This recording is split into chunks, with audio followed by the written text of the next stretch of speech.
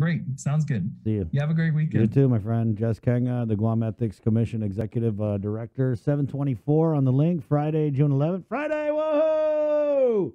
Viva Betness! Viva! Let's go back to the KUM News Zoom room where we have from the Office of Homeless and Poverty Prevention, Sarah Thomas Nededog. She's the Executive Director. Good morning, Sarah. Good morning. How are you all? We're doing good. Jay, you doing okay? Very good. Yep. Oh, that's it. Turn on your mic. Buenas, everyone. So thank you for having us on, and you guys are always so awesome to keep updated on the progress and what's going on with OHAP, our Office of Homelessness Assistance and Poverty Prevention. We're still at it. We're still moving forward. We've got lots of challenges, of course, but we're moving along.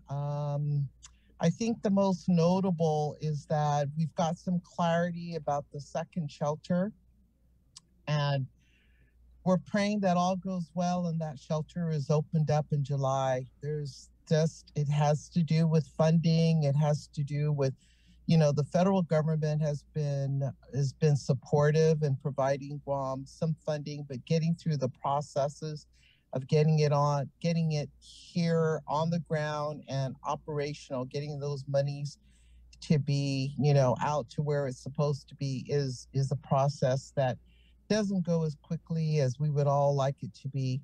We have some staff that have finally been boarded because, as you know, I have been basically the lone staff at OHAP for a couple of months now while we were in the recruitment process.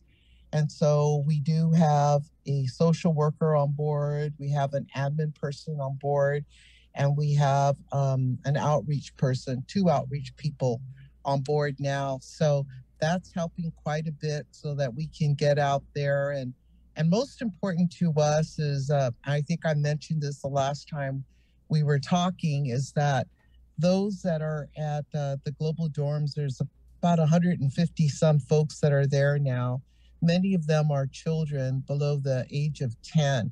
So it's an opportunity for us to do health screening and behavioral health screening for the families to identify what might be some of their health issues, so we can get them into treatment programs and to supportive services. The goal, of course, is always that they get into permanent housing and that we do everything we can to prevent future homelessness.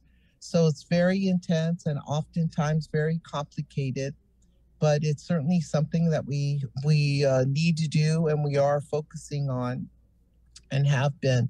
But now I think we're gonna get there a little bit more quicker as we get more resources available to OHAP. And of course, the operators, the vendors, the nonprofits that are working, Catholic Social Services, and then the who are managing the programs at Global, as well as the vendors that provide the food. They continue to do that, but we're in the stage right now of evaluating the successes and the strengths and the areas that need to be improved in those areas, so that we can just step it up and provide expeditious services and make sure that we reach our goal of permanent housing for everyone. And that's the key. And it's a really awesome goal, and one that the governor, lieutenant governor, they're committed to that, and all of us are, and that's what we want to see. But of course, there's always going to be those barriers and the hoops that we have to jump through, which we're getting there. So between the federal government and the local government systems, we're navigating that. I guess that's the best way to explain, what those barriers are. We're navigating through all of those issues so we can get folks into homes as soon as possible. Global is already full. And, getting an alternative shelter Where is that? is, Sorry, because you said that yeah, it's. go ahead. Where is the new shelter going to be? Do we know yet? It looks like it's going to be in Tamuning, and we're still waiting for further details because it hasn't been secured. But it's also going to be funded from a different source. It's going to be funded through HUD. It looks like, and so they're doing everything they can and getting with our federal government liaisons to step it up as well so that we can get that money on the ground and get moving. So we're looking at possibly July, and I hope that it doesn't go into August, but prayfully that will be. So I'll talk to you guys as soon as I get an update. I will alert you and let you know if something happens sooner than July. But we're hoping to get that second one. And then you probably also know that the Department of Interior provided some funding for a permanent shelter. And we're hoping that happens sometime in the next few months before the next fiscal year, where the permanent shelter will be in place. So there are quite a number of agencies, nonprofit and for-profit, that are working together to move things along for the long term. And it looks like something's gonna crack in the next couple of weeks. So, I would just say the key thing is that that folks do everything that they can to stay together, to support their family members, and to reach out for help to Guam Behavioral Health, who stands ready to help anyone that comes to them, as well as the Department of Public Health and Social Services. The mayors have been extremely helpful and on top of it as well, making referrals and also, being supportive. So if you identify a person who is homeless, or you've gotten to the point where you don't want to stay with who you are with currently, I ask you can call Guam Behavioral Health. They would really be the best ones, or call Global Dorms, and they'll provide you whatever assistance they can. Unfortunately, there's still a waiting list up there. I think there's like 35 people on the wait list, and that's the number that we're trying to address as soon as possible. Are you able to say, Sarah, where in Tamuning, and is it, what type of facility are we talking about? Is it going to be like an apartment type setup similar to Global Dorm? I think it's pretty similar. I can't tell you exactly because that lease has not yet been secured. Gotcha. But I know that they're looking at that one place in Tamuning. In the new fiscal year, or maybe right before that, the DOI funded emergency shelter, which will be a more permanent location, will also be open I would say, and that looks like that's going to be down in Agana. So until we get those leases in place, I don't want to share what the possible places are because they're still being vetted right now.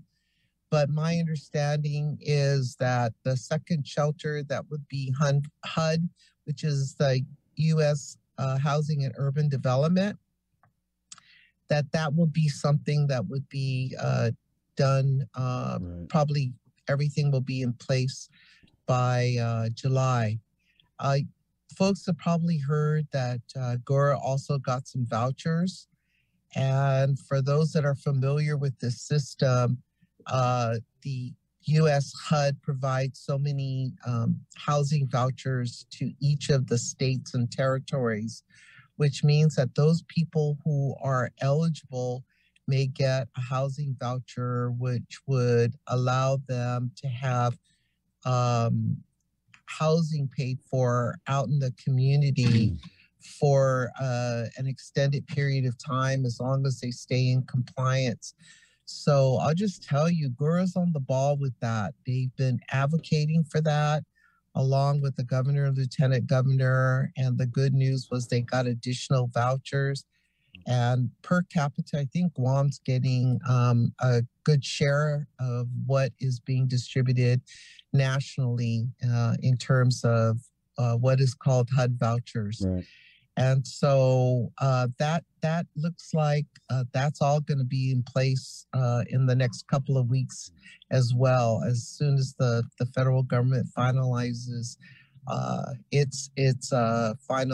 finalizes its plans to get those additional vouchers to Guam. So that's really the good news, because the folks that are at Global and who are on the wait list are definitely going to be,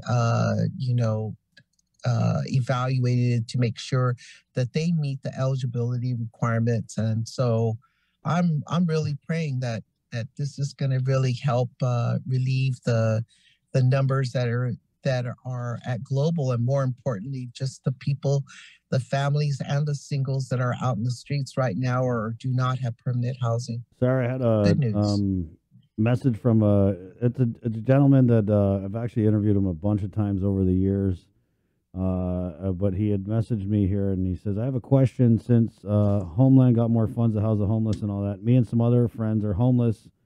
Wondering what assistance are going to be provided, and you talked about that already, the vouchers, for the homeless that were kicked out of the shelter. And also note, while we were still living at the shelter, we didn't get any assistance that we were promised and are still without Social Security, birth certificate IDs, and without any public assistance. Okay, well, all I can say is at this point, that contract for case management services is under Catholic Social Services.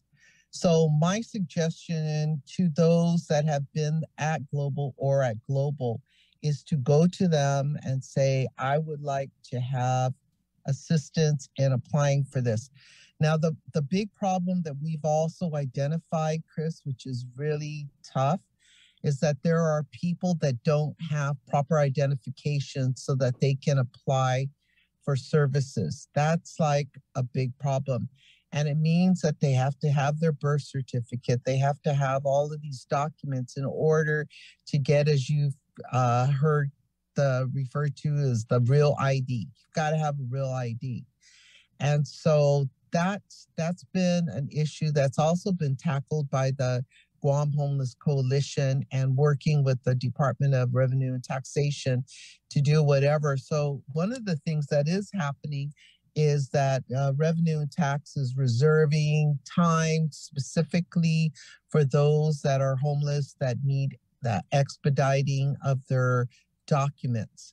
I would say to those that are listening out there that do not have a proper ID, to go back to Global and to ask for assistance in getting their ID cards. And the mayors are also helping us with this, Rev and Tax. So we're trying to expedite it because that is one of the biggest barriers, is not having appropriate identification so that they can, start to apply for their services. So that has been an impediment, and we're hoping that that's going to be dealt with. So for those of you that are listening that have this issue, I'd say go back to Global. They are doing the case management.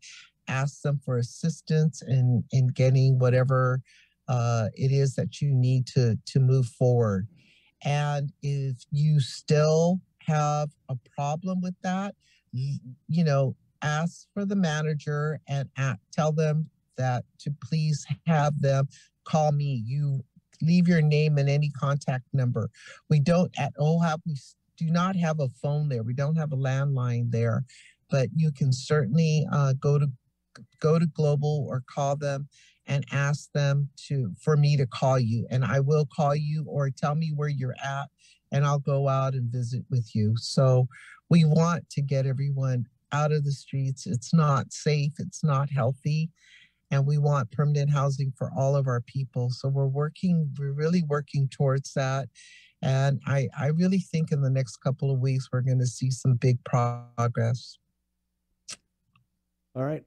Sarah, thanks. We got to run, but definitely appreciate your time. And maybe we'll bring you on in a couple weeks, or if that second shelter's finalized, just, shoot us a message and we'll get it on the news.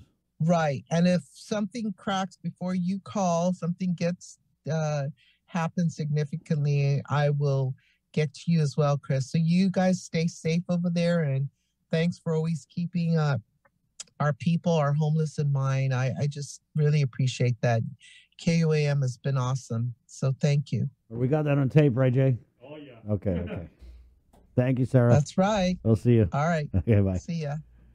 7:40. We'll take a quick break on the link. Friday. Whoa! What a beautiful Friday. Look outside. Look how beautiful it is.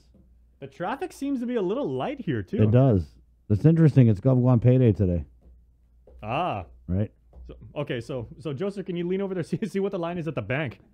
Well, and it's only 7:40. There shouldn't be a line yet. Yeah. Yeah, it's 7:40. Brought to you by Pacific Points, Cabo Enterprises, IT&E, and Jack in the Box.